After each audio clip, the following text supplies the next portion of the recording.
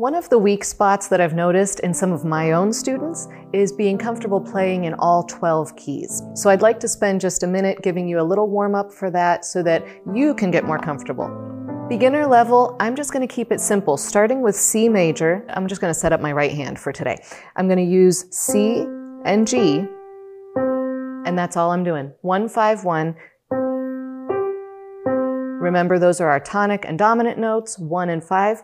And now I'm going to move through each key like this. C, up a half step, touch the notes, and then play.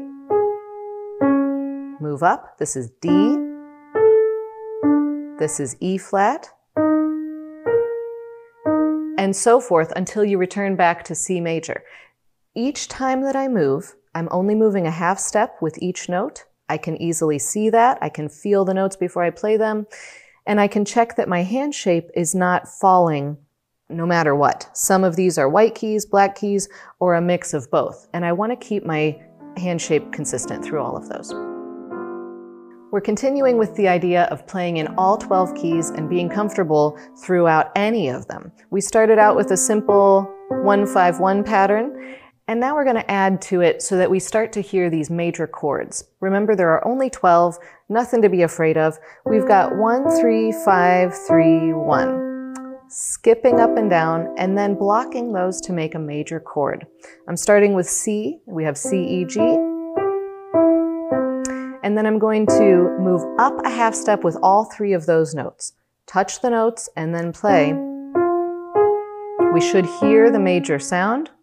We should have a great hand shape, and we move up. D major, and we move up to E flat. Black key, white key, black key. Look where you are before you move. Each note goes a half step higher. Okay, F major, all white keys. F sharp, all black keys. G major, white keys. A flat, one of each, white key in the middle, A major. Couple weird ones at the end. B flat looks like this. Black key, white key, white key. And then it's reversed for B major. Double check those. Those are the most awkward, I think. Make sure your hand is still strong and tall. And we return to C. Practice those major chords. We're continuing working on playing in all 12 major keys. We started out just by finding 1 and 5.